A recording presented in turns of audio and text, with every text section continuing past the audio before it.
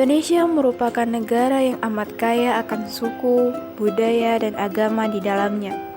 Khususnya agama, di Indonesia terdapat 6 agama yang sudah diakui, yakni Islam, Katolik, Kristen, Hindu, Buddha, Konghucu, dan masih ditambah beberapa aliran kepercayaan lainnya.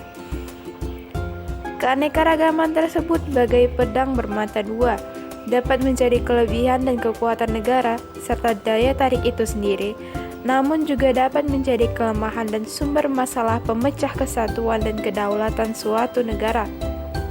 Permasalahan ini masih kerap terjadi di negara Indonesia. Masih banyak masalah-masalah yang terus bermunculan mengatasnamakan agama yang berbeda. Hal ini dapat terjadi karena banyak masyarakat Indonesia yang masih salah pandangan dalam memaknai keanekaragaman. Banyak masyarakat Indonesia yang masih menganggap keberagaman itu sebagai ancaman, bukan sebagai kekuatan dan kelebihan, sehingga tidak ada rasa toleransi yang tumbuh dalam diri masyarakat Indonesia. Toleransi itu sendiri adalah sikap manusia yang untuk saling menghormati dan menghargai perbedaan baik antar individu maupun kelompok yang memicu hadirnya kedamaian antar sesama, meskipun dalam perbedaan sekalipun. Dan sikap toleransi di negara Indonesia masih tergolong rendah, sehingga banyak masalah dan keributan yang terjadi karena perbedaan agama. Teman-teman pasti udah pada tahu kan kalau Indonesia itu terdiri dari ragam budaya, etnis, suku, agama, bahasa, dan juga adat istiadatnya. Nah, karena keberagaman tersebut, kita sebagai masyarakat Indonesia harus memiliki sikap persatuan dan kesatuan antar sesama masyarakat. Tujuannya agar kita semua tidak mudah terpecah belah.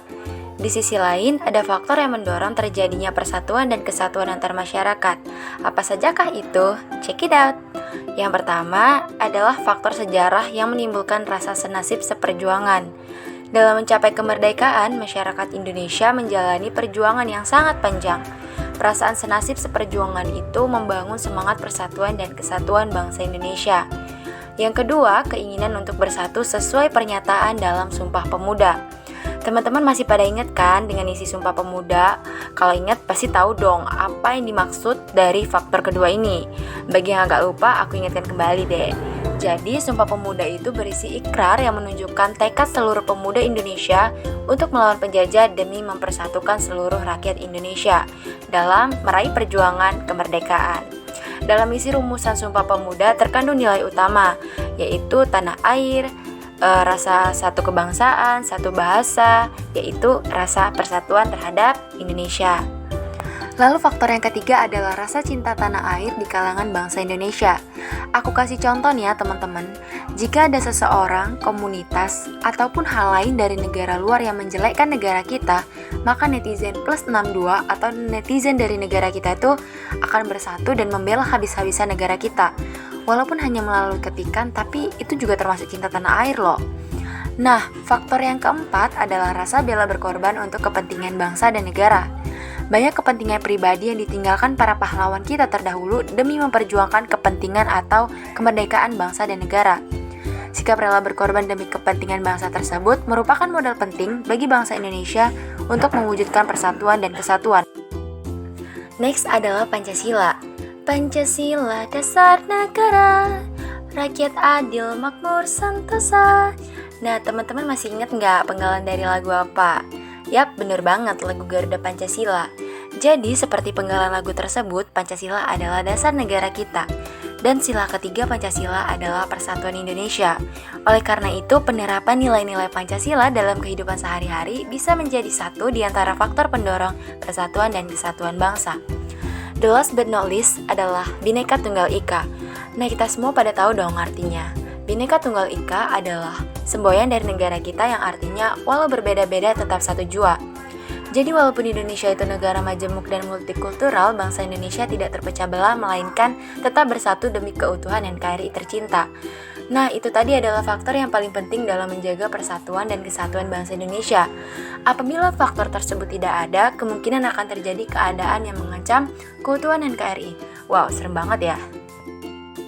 Hal-hal yang dapat menghambat kerukunan hidup beragama antara lain yang pertama ada fanatisme dangkal, yaitu sikap kurang bersahabat.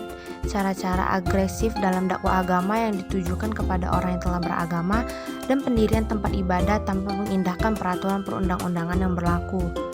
Lalu ada pengaburan nilai-nilai ajaran agama antara suatu agama dengan agama lain.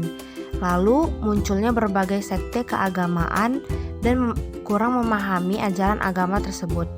Banyaknya sikap yang saling menjatuhkan, dan juga banyak orang yang masih kurang atau tidak mengerti cara menghargai agama lain dibanding agamanya sendiri. Cara mengatasi kerusuhan agama. Munculnya penilaian satu kelompok dengan kelompok lainnya biasanya menjadi pemicu konflik umat beragama. Setiap orang boleh memiliki pendapat atau penilaian sendiri, tetapi alangkah baiknya kita tidak memprovokasi atau terprovokasi oleh orang lain supaya konflik dapat berkurang. Apabila kita merasa ingin mengetahui lebih dalam satu agama, maka tanyalah pada pemimpin dari agama tersebut. Dalam masyarakat, masih terdapat masalah intoleransi sehingga masyarakat sulit untuk berbaur dan membaurkan diri antara satu dengan yang lain. Masih banyaknya masalah persoalan tentang pembangunan rumah ibadah. Ada beberapa langkah atau cara untuk mengatasi terjadinya kerusuhan antar umat beragama, yaitu yang pertama, masyarakat harus mempunyai rasa kehormatan antara agama satu dengan yang lain. Dengan adanya rasa saling menghormati satu sama lain, dapat lebih meminimalisir terjadinya konflik. Yang kedua, masyarakat harus mempererat tali persahabatan dan berusaha mengenal lebih jauh antara satu dengan yang lain. Dengan begini, hubungan antar umat beragama dapat lebih harmonis. Yang ketiga, mempunyai kesadaran bahwa setiap agama yang dianut masyarakat membawa misi kedamaian. Pola pikir sangat perlu diterapkan pada setiap masyarakat. Dengan begini, masyarakat dapat menghargai perbedaan yang ada. Yang keempat, masyarakat yang baru saja pindah ke daerah lain harus berbaur atau membaur ke masyarakat sekitar, sehingga dapat mengenal satu sama lain. Yang kelima, dalam masyarakat harus ada keadilan, dan rasa ketidakadilan itu harus dihilangkan agar tidak menimbulkan rasa kebencian. Karena pada dasarnya seperti yang kita ketahui, manusia memiliki derajat yang sama walaupun berbeda agama atau kepercayaan. Tingkat toleransi di Indonesia. Jika kita lihat dari data Puslitbang Kementerian Agama, Indeks Kerukunan Umat Beragama 2021 di Indonesia mencapai skor tinggi dengan 72,39. Indikator KUP tersebut adalah toleransi 68,72, kerjasama 73,41, dan kesetaraan 75,03. Namun bukan berarti angka ini tidak mengalami naik turun seiring tahun berjalan. Sadar atau tidak, isu toleransi yang sebagian besar sering menjadi permasalahan serius di Indonesia. Jarang namun tetap ada yang menyorot mengenai budaya atau bahasa dari setiap daerah yang berbeda. Kenyataannya, aspek yang sering kali menjadi permasalahan dari segi toleransi justru datang dari segi kepercayaan masing-masing masyarakat atau agama. Saking menjadi persoalan serius, aspek satu ini bahkan sampai dijadikan tolak ukur dalam menentukan tingkat toleransi hidup masyarakat Indonesia. Lebih tepatnya lewat Indeks Kerukunan Umat Beragama (KUB) yang rutin dilakukan survei serta analisisnya saban tahun oleh Kementerian Agama Kemenak. Dari laporan Indeks Kota Toleran IKT 2020 yang dilakukan secara institut terhadap 97 kota di Indonesia menangkap beberapa tren menarik. Pertama, secara umum ada kenaikan dalam skor toleransi nasional. Selain itu, di 73 kota peristiwa intoleransi cenderung minim. Namun, kebijakan diskriminatif masih ditemukan di 58 kota.